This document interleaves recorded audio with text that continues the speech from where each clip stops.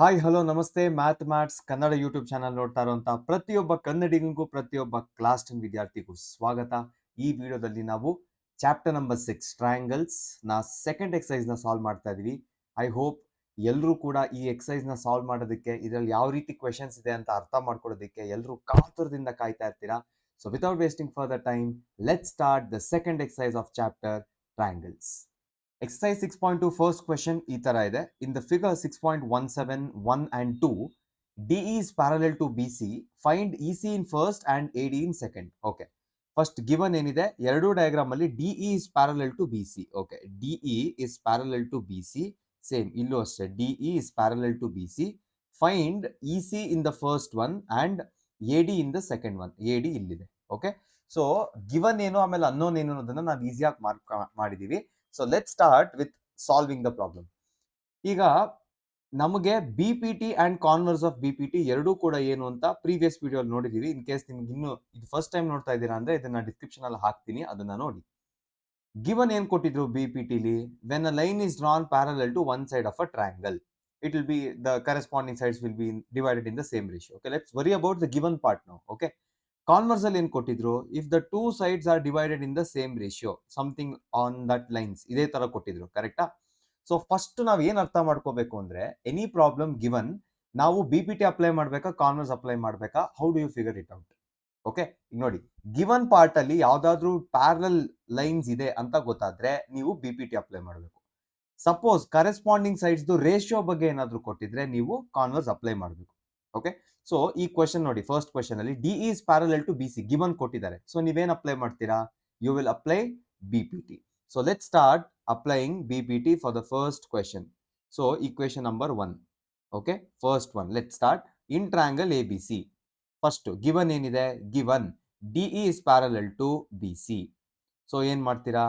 By basic proportionality theorem, AD by DB is equal to AE by EC. Okay, substitute ಮಾಡೋಣ values. First ಏನಿದೆ, 1.5 divided by 3 is equal to 1 divided by EC. ನಾವು EC ನೇ find ಮಾಡಬೇಕಾಗಿರೋದು. ಕರೆಕ್ಟಾ? So ಈಗ ಏನ್ ಮಾಡ್ತೀನಿ, 1 decimal ಇದೆ, ಡೆಸಿಮಲ್ ತೆಗಿತೀನಿ, ಇಂಟು 0 ಮಾಡ್ತೀನಿ. ಬಿಕಾಸ್ ಎಷ್ಟು ಡೆಸಿಮಲ್ ತೆಗಿತೀರೋ ಅಂದ್ರೆ ಎಷ್ಟು ಡಿಜಿಟ್ಸ್ ಆದ್ಮೇಲೆ ಡೆಸಿಮಲ್ ಇದೆಯೋ ಅಷ್ಟು ಝೀರೋಸ್ ಆಡ್ ಮಾಡಬೇಕು. So 15 1s 15 2s, cross multiply ಮಾಡ್ತೀನಿ. EC into 1 will give me EC. 2 into 1 is 2 centimeter. So first equation ಅಥವಾ ಫಸ್ಟ್ ಡಯಾಗ್ರಾಮ್ ಅಲ್ಲಿ EC ವ್ಯಾಲ್ಯೂ ಏನ್ ಬಂತು? 2 ಸೆಂಟಿಮೀಟರ್ ಬಂತು. ನೆಕ್ಸ್ಟ್ ಸೆಕೆಂಡ್ ಒನ್ ಹೋಗೋಣ. ಸೆಕೆಂಡ್ ಒನ್ ಇಲ್ಲಿಂದಾನೆ ಸ್ಟಾರ್ಟ್ ಮಾಡ್ತೀನಿ. ಸೊ ಸೆಕೆಂಡ್ ಒನ್ ಅಲ್ಲಿ ನೋಡಿ, ಸೇಮ್ ತಿರ್ಗಾ DE is parallel to BC ಅಂತ ಕೊಟ್ಟಿದ್ದಾರೆ ಇದ್ರಲ್ಲೂ. So in triangle ABC, first ಏನ್ ಬರಿಬೇಕು, ಗಿವನ್ ಏನಿದೆ ಅದನ್ನ ಬರಿಬೇಕು. DE is parallel to BC by basic proportionality theorem ಏನಾಗುತ್ತೆ, ಸೇಮ್ ಇದ್ರಲ್ಲೂ ಅಷ್ಟೇ, AD by DB is equal to AE by EC.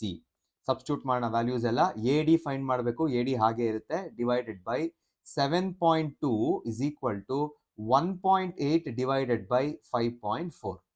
Okay, ಈಗ ಇಲ್ಲೂ ಒಂದು ನಂಬರ್ ಆದ್ಮೇಲೆ ಡೆಸಿಮಲ್ ಇದೆ, ಇಲ್ಲೂ ಒಂದ್ ನಂಬರ್ ಆದ್ಮೇಲೆ ಡೆಸಿಮಲ್ ಇದೆ. ಸೊ ಈಕ್ವಲ್ ಆಗಿ ಎರಡೂ ಡೆಸಿಮಲ್ ತೆಗ್ದಿದ್ದೀನಿ. ಎಕ್ಸ್ಟ್ರಾ 10 ಏನು ಬರೆಯೋ ಅವಶ್ಯಕತೆ ಇಲ್ಲ. 18 1s 18 3s. ಓಕೆ, ಸೊ ನನಗೆ ಬೇಕಾಗಿರೋದು AD ಇಲ್ಲೇ ಇಟ್ಕೋತೀನಿ. 7.2 ನ ಶಿಫ್ಟ್ ಮಾಡ್ತೀನಿ. AD is equal to 7.2 divided by 3. 3 1s 3 2.4s.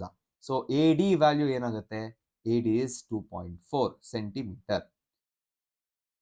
Easy ಇತ್ತಲ್ಲ, ಡೈರೆಕ್ಟ್ ಆಗಿ BPT ಅಪ್ಲೈ ಮಾಡಿದ್ರಿ, ವ್ಯಾಲ್ಯೂಸ್ ಬಂತು. So second one, E and F are points on the sides PQ and PR respectively of a triangle PQR. For each of the following cases, state whether EF is parallel to QR. So ನೋಡಿ, first ನಾವು decide ಮಾಡಬೇಕು whether we will use BPT or converse of BPT. ಈಗ ಯಾವ theorem use ಮಾಡಿದಾಗ ನಮಗೆ conclusion parallel ಬಗ್ಗೆ ಬರುತ್ತೆ? BPT ಅಲ್ಲಿ ಗಿವನ್ ಅಲ್ಲೇ ಇರುತ್ತೆ ಪ್ಯಾರಲಲ್. ಕರೆಕ್ಟಾ? ಸೊ ಕಾನ್ವರ್ಸ್ ಆಫ್ BPT ಲಿ ನಮಗೆ ಕನ್ಕ್ಲೂಷನ್ ಬರೋದು ಪ್ಯಾರಲಲ್. ಈ question we have to conclude that EF is parallel to QR ಅಥವಾ ಇದೆಯಾ ಇಲ್ವಾ ಅಂತ ನಾವು ಕನ್ಕ್ಲೂಡ್ ಮಾಡ್ಬೇಕು. ಕರೆಕ್ಟಾ? So the best option to choose is using converse of BPT. The best ಅಲ್ಲ? ಹಾ, so second one, E and F are points on the sides PQ and PR respectively of a triangle PQR. For each of the following cases state whether E F is parallel to Q R. ಈಗ ನೋಡಿ, ನಾವು ಈ question solve ಮಾಡಿದಾಗ ನಮಗೆ ಬರೋ conclusion parallel ಬಗ್ಗೆ ಇದೆ, parallel lines ಅಥವಾ ಪೇರ್ ಆಫ್ ಪ್ಯಾರಲಲ್ ಲೈನ್ಸ್ ಬಗ್ಗೆ ಇದೆ. ಕರೆಕ್ಟಾ? ಸೊ ಯಾವ ಥಿಯರಮ್ ಯೂಸ್ ಮಾಡಿದಾಗ ನಮಗೆ ಕನ್ಕ್ಲೂಷನ್ ಅಲ್ಲಿ ಪ್ಯಾರಲಲ್ ಬಗ್ಗೆ ಬರುತ್ತೆ ಅಥವಾ ಪ್ಯಾರಲಲ್ ಲೈನ್ಸ್ ಬಗ್ಗೆ ಬರುತ್ತೆ? ಬಿಪಿಟಿ ಅಲ್ಲ, ಕಾನ್ವರ್ಸ್ ಅಲ್ಲ? ಕಾನ್ವರ್ಸ್ ಅಲ್ಲಿ. ಸೊ ಈ ಕ್ವೆಶನ್ ಅಲ್ಲಿ ಕೂಡ ನಾವು ಕಾನ್ವರ್ಸ್ ಆಫ್ ಬಿಪಿಟಿ ಯೂಸ್ ಮಾಡಬೇಕು. ಓಕೆ, ಫಸ್ಟ್ ಒನ್ ನೋಡಿ ಏನ್ ಕೊಟ್ಟಿದ್ದಾರೆ. First value PE is 3.9. okay, this is 3.9. EQ is 3, PF is 3.6, FR is 2.4. ನಾವು ಚೆಕ್ ಮಾಡಬೇಕು, ಕರೆಸ್ಪಾಂಡಿಂಗ್ ಸೈಡ್ಸ್ ರೇಷಿಯೋ ತಗೊಂಡಾಗ ಸೇಮ್ ಬಂದರೆ ಪ್ಯಾರಲಲ್, ಸೇಮ್ ಇಲ್ಲ ಅಂದ್ರೆ not parallel. Okay, so first condition check ಮಾಡ್ತಾ ಇದೀವಿ. ಫಸ್ಟ್ ಕಂಡೀಷನ್ ಅಲ್ಲಿ ಈಗ ಕರೆಸ್ಪಾಂಡಿಂಗ್ ಸೈಡ್ಸ್ ರೇಷಿಯೋ ಏನಾಗುತ್ತೆ?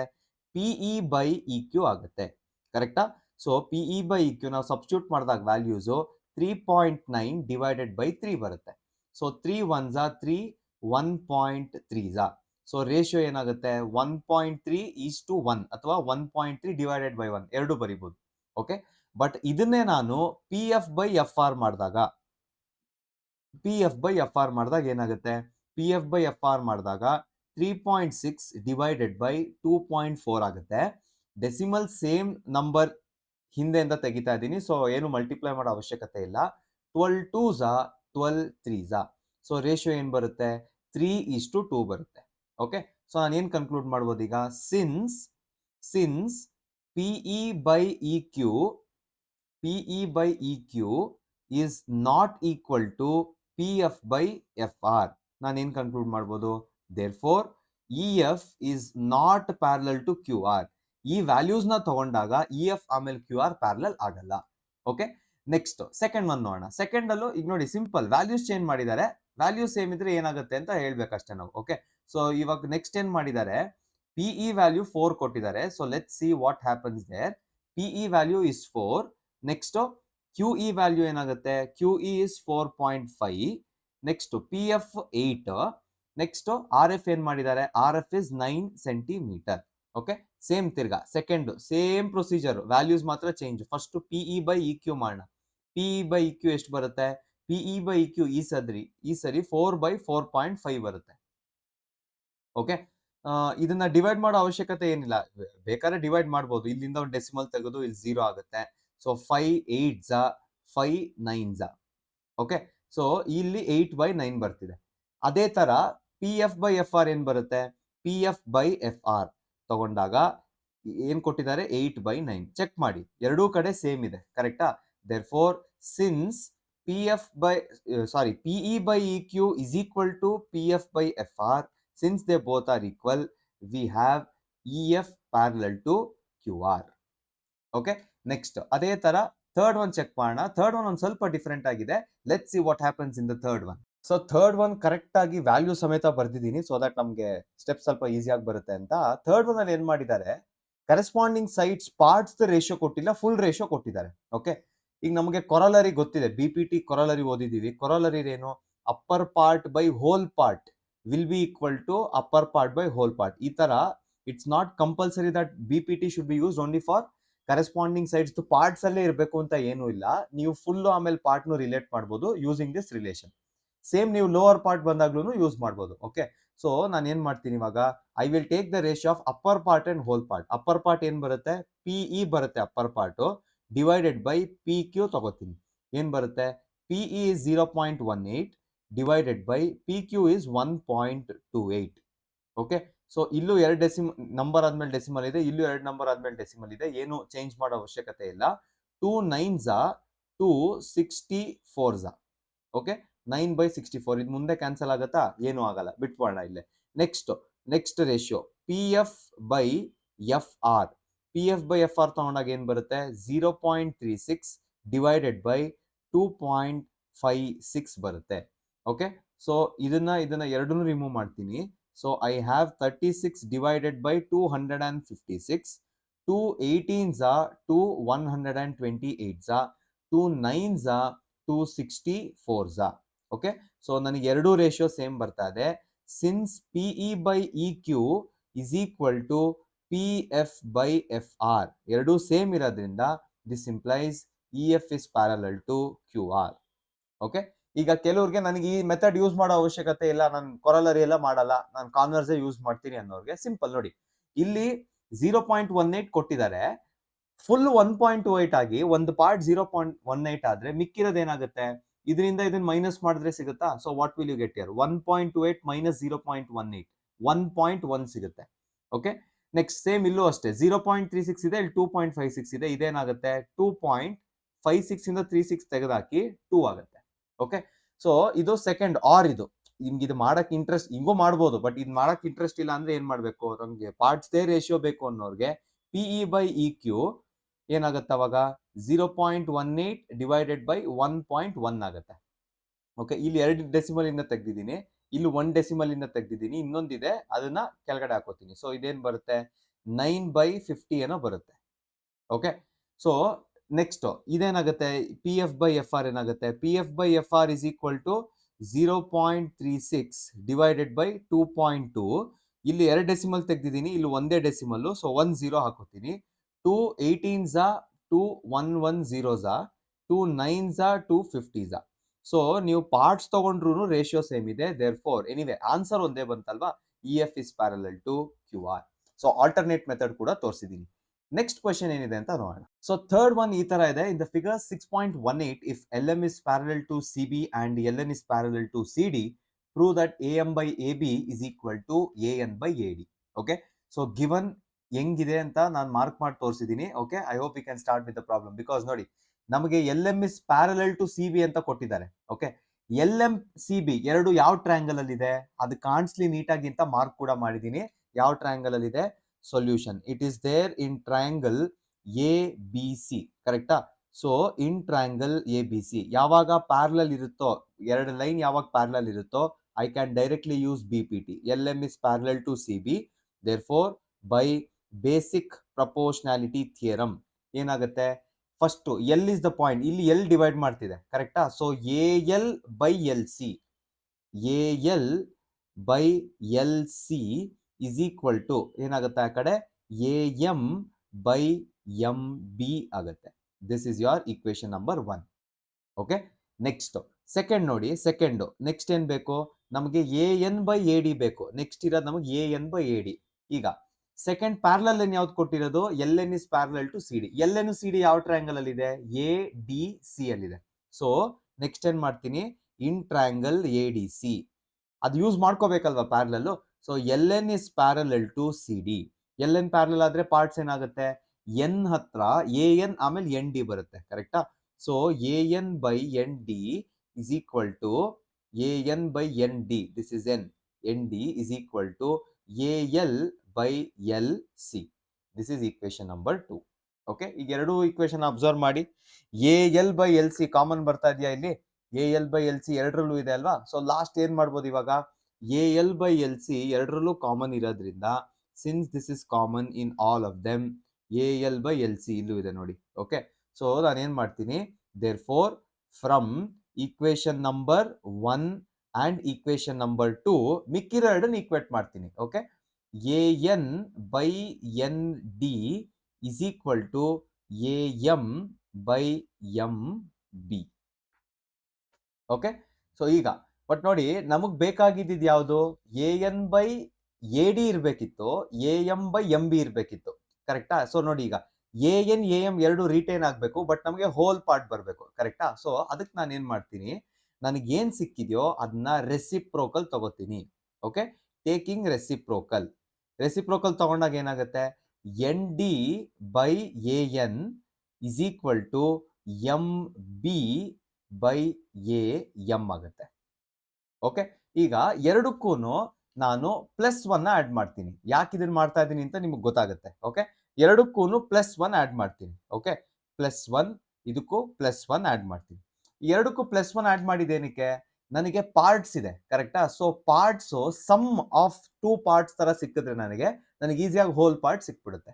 ಓಕೆ, ಈಗ ಇಲ್ಲಿ ಏನಾಗುತ್ತೆ, ND ಪ್ಲಸ್ ಇಲ್ಲಿ LCM ತಗೊಂಡ್ರೆ ND ಪ್ಲಸ್ AN ಬರುತ್ತೆ. ND plus AN divided by AN is equal to MB plus AM whole divided by AM. Okay, ಈಗ ನೋಡಿ AN AM ರಿಟೈನು ಆಗಬೇಕು, ಹೋಲ್ ಪಾರ್ಟ್ ಬರ್ಬೇಕಂದ್ರೆ ಇದೊಂದೇ ಆಪ್ಷನ್ ಇರೋದು. ಓಕೆ, ನೆಕ್ಸ್ಟ್ ಸ್ಟೆಪ್ ಏನ್ ಮಾಡಬೇಕು, N D plus A N ಸೇರಿದ್ರೆ ಏನ್ ಸಿಗುತ್ತೆ, ಎ ಡಿ ಸಿಗುತ್ತೆ. N D plus A N will give you A D whole divided by A N is equal to, next ಇಲ್ಲೇನ್ ಮಾಡೋಣ, N D plus A N ಬಂತು, A D by A N ಆಯ್ತು. ಇಲ್ಲಿ M B plus A M ಏನಾಗುತ್ತೆ, M B plus A M will give you A B. So ಇಲ್ಲೇನ್ ಬರಿಬೇಕು ಈಗ ನಾನು, A B divided by A M. Okay, ಇಲ್ಲಿರೋ diagram ನ ನೀವು ನೋಡೋ ಅವಶ್ಯಕತೆ ಇಲ್ಲ, ಬಿಕಾಸ್ ಅದು next question, not to worry, ನೀವು ವರ್ಕಿಂಗ್ ಮಾತ್ರ ಅಬ್ಸರ್ವ್ ಮಾಡಿ. ಓಕೆ, ಸೊ ಇಲ್ಲೇನಾಗುತ್ತೆ, A D by N, A B by M. ತಿರ್ಗಾ ಇದ್ರದ್ದು ರೆಸಿಪ್ರೋಕಲ್ ತಗೊಳ್ಳಿ, ಟೇಕಿಂಗ್ ರೆಸಿಪ್ರೋಕಲ್. ಯಾಕಂದ್ರೆ ಅವ್ರು ಏನ್ ಪ್ರೂವ್ ಅಲ್ಲಿ ಕೇಳಿದಾರೋ ಅದೇ ಫಾರ್ಮಲ್ ನಾವು ಪ್ರೂವ್ ಮಾಡಬೇಕು. ಜಸ್ಟ್ ಬಿಕಾಸ್ ಆ ಪಾರ್ಟ್ ಬಂತು ಅಂದ ತಕ್ಷಣ ನಾವು ಹಂಗೆ ಬಿಡಂಗಿಲ್ಲ. ಓಕೆ, ಏನ್ ಬರುತ್ತೆ ಇವಾಗ, A N by A D is equal to A M by A B, hence prove. So ಇಲ್ಲಿಗೆ ನಿಮ್ಮ ಥರ್ಡ್ ಕ್ವೆಶನ್ ಮುಗಿಯುತ್ತೆ. I hope it was interesting. ಇದೇ ತರ ಇಲ್ಲೇ ಪಕ್ಕದಲ್ಲೇ ಇರೋ ಡಯಾಗ್ರಾಮ್, ಇದೇ ತರ ಕ್ವೆಶನ್ಸ್ ನ ನೀವು ನೆಕ್ಸ್ಟ್ ಸಾಲ್ವ್ ಮಾಡ್ತೀರಾ. ಅದು ಏನಿದೆ ಗಿವನ್ ಅಂತ ನೋಡೋಣ. ಸೊ ಫೋರ್ತ್ ಕ್ವೆಶನ್ ಈ ತರ ಇದೆ, in the figure 6.19 DE is parallel to AC and DF is parallel to AE, prove that BF by FE is equal to BE by EC. So last problem ನಾವು ಹೇಗೆ approach ಆದ್ವೋ same approach ಇರುತ್ತೆ ಈ question. Okay, first ಕೊಟ್ಟಿರೋದು DE is parallel to AC. So ಇವಾಗ shape ಬನ್ನಿ, ಯಾವ triangle ಅಲ್ಲಿ DE A C ಎರಡೂ ಸೈಡ್ ಇನ್ಕ್ಲೂಡ್ ಆಗ್ತಿದೆ ಅಂತ ನೋಡೋಣ. ಓಕೆ, ಡಿಇ ಎ ಸಿ ಎರಡೂ ಇನ್ಕ್ಲೂಡ್ ಆಗಿರೋ ಯಾವ ಟ್ರಯಾಂಗಲ್ ಇದೆ, ಟ್ರಯಾಂಗಲ್ ಎ ಬಿ ಸಿ ಇದೆ. ಸೊ ಇಲ್ಲಿ ಏನ್ ಬರಿತೀನಿ, ಇನ್ triangle A B C, in triangle A B C given ಏನಿದೆ, pair of lines are parallel ಅಂತ ಕೊಟ್ಟಿದ್ದಾರೆ. ಸೊ ಯಾವಾಗ ಪ್ಯಾರಲಲ್ ಕೊಟ್ಟಿರ್ತಾರೋ ನಾವು ಬಿ ಪಿ ಟಿ ಯೂಸ್ ಮಾಡ್ಬೋದು. So by basic proportionality theorem ಏನಾಗುತ್ತೆ, ಫಸ್ಟ್ ಡಿ ಹತ್ರ ನೋಡೋಣ. ಡಿ ಹತ್ರ ಬಿ ಡಿ ಇದೆ, first B D by D A is equal to, ಅದೇ ತರ ಈಗ ಇ ಹತ್ರ ಬರೋಣ. ಇ ಹತ್ರ ಬಂದಾಗ you have B E by E C. This is your first equation. Okay, next ಏನ್ ಕೊಟ್ಟಿದ್ದಾರೆ, D F is parallel to A E ಅಂತ ಕೊಟ್ಟಿದ್ದಾರೆ. So in triangle D F A ಯಾವ ಟ್ರಯಾಂಗಲ್ ಅಲ್ಲಿ ಇದೆ, ಈ ಪಿಂಕ್ ಕಲರ್ ಟ್ರಯಾಂಗಲ್ ಅಲ್ಲಿ ಡಿ ಎಫ್ ಆಮೇಲೆ ಎ ಇ ಇದೆಯಾ. ಸೊ ಯಾವ ಟ್ರಯಾಂಗಲ್ ತಗೋಬೇಕು ಈಗ ನಾನು, I have to take triangle A B E. So in triangle A B E ಯಾವ್ದು ಕೊಟ್ಟಿದ್ದಾರೆ, D F is parallel to A E. Given parallel ಇದ್ದಾಗ ಬಿ ಪಿ ಟಿ ಯೂಸ್ ಮಾಡ್ಬೋದು. Therefore by basic proportionality theorem. ಈ ಸರಿ ಏನಾಗುತ್ತೆ ನೋಡೋಣ, same D ಹತ್ರ ಹೋದಾಗ ತಿರ್ಗಾ ಬಿ ಡಿ ಬೈ ಡಿ ಎನೆ ಬರುತ್ತೆ. ನಾನು ತಿರ್ಗಾ ಅಂತ ಯೂಸ್ ಮಾಡಿದ ತಕ್ಷಣ ಅರ್ಥ ಆಗ್ಬೇಕು that first equation second equation ನೋಡಿ ಸೇಮ್ ಬರ್ತಾರೆ. ಓಕೆ, ಈಗ ವಾಪಸ್ಸು ಈ ಕಡೆ ಇರೋ ಪಾಯಿಂಟ್ ಯಾವುದು, ಬಿ ಎಫ್ ಇದೆ. ಸೊ ಬಿ ಎಫ್ ಇಂದ ನಾವು ಲೆಕ್ಕ ಹಾಕಿದ್ರೆ we get B F by F C. Okay, already ನಿಮ್ಗೊಂದು ಕ್ಲೂ ಕೊಟ್ಟೆ, ಒಂದು ಚಿಕ್ಕದಾಗ ಒಂದು ಕ್ಲೂ ಬಿಟ್ಟೆ ನಿಮ್ಗೆ ನಾನು. ಓಕೆ, ಸೊ ನೀವೇನ್ ಮಾಡ್ಬೇಕು, ಈಕ್ವೇಶನ್ 1 ಈಕ್ವೇಶನ್ 2 ಅಬ್ಸರ್ವ್ ಮಾಡಬೇಕು. ಎರಡನ್ನೂ ಅಬ್ಸರ್ವ್ ಮಾಡಿ ಯಾವ್ದು ಬೇರೆ ಬೇರೆ ಇದೆ ಅದನ್ನ ಈಕ್ವೇಟ್ ಮಾಡ್ಬೇಕು. ಏನಾಗುತ್ತೆ, BE by E C is equal to B F by F C. ಇದೆ ಅಲ್ವಾ ಬೇಕಿದ್ದು ಪ್ರೂವ್ ಮಾಡೋದಕ್ಕೆ, ಹೆನ್ಸ್ ಪ್ರೂವ್ಡ್. ಈ ಪ್ರಾಬ್ಲಮ್ ಕೂಡ ಪ್ರೂವ್ ಆಗಿದೆ. ಸೊ ಎಕ್ಸಸೈಸ್ 6.2 ಅಲ್ಲಿ one of the most interesting questions ಯಾವ್ದಿತ್ತೋ ಅದನ್ನೆಲ್ಲ ಮಾಡಿದೀವಿ. ನಿಮ್ಗೂ ಗೊತ್ತು ನಮಗೂ ಗೊತ್ತು, ಟೈಮ್ ಜಾಸ್ತಿ ಇದೆಯಾ ಇಲ್ವಾ, ಯಾವ್ದು ಕಡಿಮೆ ಟೈಮ್ ಇದೆ ನೋಡ್ಕೊಂಡು ನೀವು ವಿಡಿಯೋ ನೋಡೋರು ನೀವು. ಸೊ ನಾನು ಆ ಒಂದು ಕ್ಯಾಟಗರಿನೂ ಇನ್ಕ್ಲೂಡ್ ಮಾಡಿ ಈ ವಿಡಿಯೋದಲ್ಲಿ ಬೈ 4th ಕ್ವೆಶನ್ ವರ್ಗೂ ಮಾಡ್ತಾ ಇದೀವಿ. ಬಟ್ ಡೋಂಟ್ ವರಿ, ನೆಕ್ಸ್ಟ್ ವಿಡಿಯೋದಲ್ಲಿ ನಾವು ಎಕ್ಸಸೈಸ್ 6.2 ಕಂಟಿನ್ಯೂ ಮಾಡೋಣ. ಇದೇ ತರ ಪ್ರತಿಯೊಂದು ಚಾಪ್ಟರ್, ಪ್ರತಿಯೊಂದು ಎಕ್ಸಸೈಸ್ಗೂ, ಪ್ರತಿಯೊಂದು ಕ್ವೆಶನ್ಗೂ ನಿಮ್ಗೆ ಅರ್ಥ ಆಗೋ ತರ ಕನ್ನಡದಲ್ಲಿ ಹೇಳ್ತೀನಿ.